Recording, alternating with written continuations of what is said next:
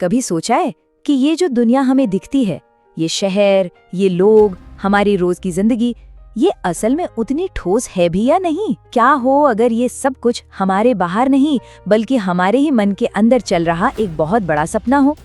चलिए इस पर जरा गहराई से सोचते हैं। जब हम कोई सपना देखते हैं तो उस वक्त तो हर चीज बिल्कुल असली लगती है ना? डर, खुशी, दुख, सब कुछ एकदम रियल फील होता है। लेकिन जैसे ही हमारी आंख खुलती है वो पूरी की पूरी दुनिया गायब हो जाती है। तो फिर हम जिस दुनिया में अभी जागे हुए हैं उसकी क्या गारंटी है?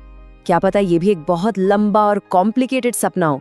और अगर ये सच है तो फिर इस सपने को देख कौन रहा है? और जानते हैं, यही सवाल हमें एक ऐसे ज्ञान के दरवाजे पर ले आता है जिसे सदियों तक गुप्त रखा गया था।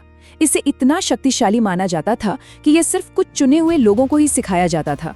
इस ज्ञान का नाम है योग वशिष्ठ, एक ऐसा ग्रंथ जिसे सिर्फ समझना नहीं बल्कि अनुभव कर लेना ही असल में मुक्ति है। तो चलिए इस रहस्य में और गहरे उतरते हैं। योग वशिष्ठ असल में है क्या? ये एक संवाद है, एक कॉन्वर्सेशन महर्षि वशिष्ठ और युवा राजकुमार राम के बीच। जब राम ने दुनिया में दुख और तकलीफ देखकर सवाल उठाया कि आखिर इस सब का मतलब क्या है, तब महर्षि वशिष्ठ ने उन्हें चेतना का ये गहरा रहस्य समझाया था। ये ज्ञान सीधा हमारे मन के ऑपरेटिंग सिस्टम पर काम करता है। इस पूरी फिलॉसफी के आप कह सकते हैं 2 मेन पिलर्स हैं। पहला है अद्वैत यानी नॉन ड्युअलिटी, जिसका सीधा सा मतलब है कि ये पूरा ब्रह्मांड एक ही चेतना, एक ही कॉन्शियसनेस का हिस्सा है। और दूसरा, जो कि सच में एक माइंड ब्लोइंग आइडिया है, वो ये कि मन ही संसान है। मतलब ये जो दुनिया हमें बाहर दिख रही है ना, वो असल में बाहर है ही नहीं, वो तो हमारे ही मन के अंदर बनी एक प्रोजेक्शन है। और ये विचार हमारी डे टू डे जिंदगी को सीधे सीधे प्रभावित करता है। सोच कर देखिए, अगर मन में डर बैठा हो तो बाहर की दुनिया भी डरावनी ही लगती है, और अगर मन में प्यार हो तो वही दुनिया कितनी खूबसूरत लगने लगती है। इसीलिए ऋषि कहते हैं, बाहर की दुनिया को बदलने के पीछे मत भागो, असली काम तो मन पर करना है। मन को समझ लिया तो सब कुछ खुद ब खुद बदल जाएगा। तो अगर मन ही दुनिया है, इसका मतलब तो ये हुआ कि हमारा मन सिर्फ दुनिया को देख नहीं रहा, वो उसे बना भी रहा है। The mind is the creator. लेकिन सवाल ये है कि ये होता कैसे है? आखिर वो कौन सा प्रोसेस है जिससे हमारे विचार हमारी हकीकत बन जाते हैं? चलिए इसे समझते हैं। आपने ये शब्द जरूर सुना होगा, जगत मिथ्या, और हम अक्सर इसका मतलब निकालते हैं कि दुनिया झूठी है, एन इल्यूजन। लेकिन योग वशिष्ठ कहता है, रुको, इसका मतलब ये नहीं कि दुनिया है ही नहीं। मिथ्या का असली मतलब है डिपेंडेंट एग्जिस्टेंस। जैसे आईने में जो रिफ्लेक्शन है वो आईने के बिना नहीं हो सकता, बिल्कुल वैसे ही ये दुनिया हमारे मन के बिना एग्जिस्ट नहीं कर सकती। मन बदला तो दुनिया का एक्सपीरियंस भी उसी पल बदल जाता है। तो ये क्रिएशन का प्रोसेस 3 स्टेप्स में होता है। सबसे पहले मन में एक थॉट आता है, एक बीज की तरह।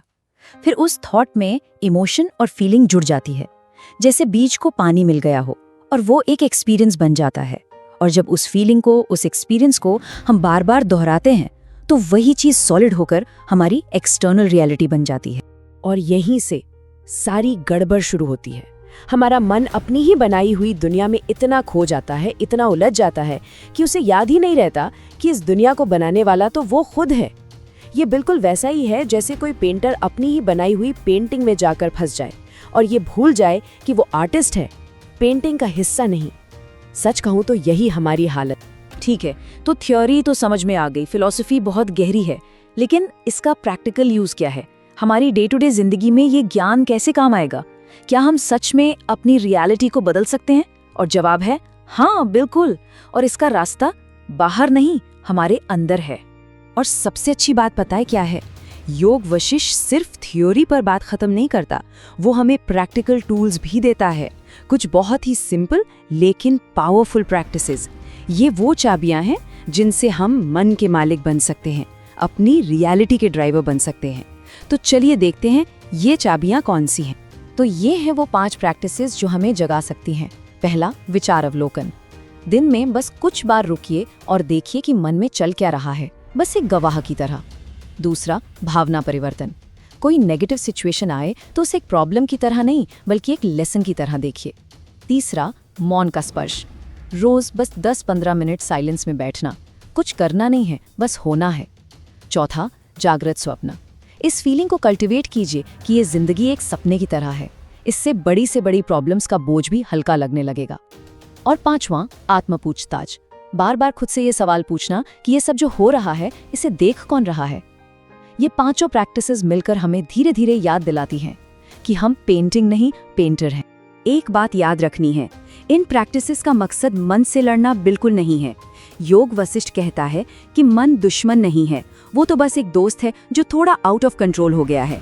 जैसे ही हम उसे गाइड करना सीख जाते हैं, वो हमारी सबसे बड़ी स्ट्रेंथ बन जाता है। सच तो ये है कि दुनिया को जीतना असल में अपने मन को ही जीतना है। तो इस पूरी जर्नी का, इस पूरे ज्ञान का सार क्या है? वो एक रियलाइजेशन में छुपा है। असली फ्रीडम तब नहीं मिलती जब बाहर के हालात बदल जाते हैं। असली फ्रीडम तब मिलती है जब हमारा देखने का नजरिया बदल जाता है। और यही है सपने से जागना। और योग वशिष्ठ का जो अल्टीमेट और सबसे पावरफुल मैसेज है वो बस इतना सा है, मन शांत तो मुक्त। जब मन की सारी भागदौड़, सारी चैटर शांत हो जाती है, बस तभी असली स्वतंत्रता का अनुभव होता है। ये एक इंटरनल स्टेट है, बाहर की दुनिया से इसका कोई लेना देना नहीं। तो आखिर में बात बस इतनी सी है कि हमें दुनिया को ठीक करने की जरूरत नहीं है। हमें तो बस अपने देखने के तरीके को बदलना है, अपने चश्मे को साफ करना है। जैसी हमारा परसेप्शन बदलता है, हमारी दुनिया बदल जाती है। यही अवेकनिंग है, यही लिबरेशन है। तो अब सवाल सिर्फ एक ही बचता है, क्या हम अपने ही मन के बनाए सपनों में बार बार जीते रहेंगे, या हम जागेंगे और अपनी उस असली पावर को पहचानेंगे जो इस पूरी रियलिटी को क्रिएट कर रही है। याद रखिए, ये सारा खेल जिस कॉन्शियसनेस में हो रहा है वो आप हैं। अब चॉइस आपकी है।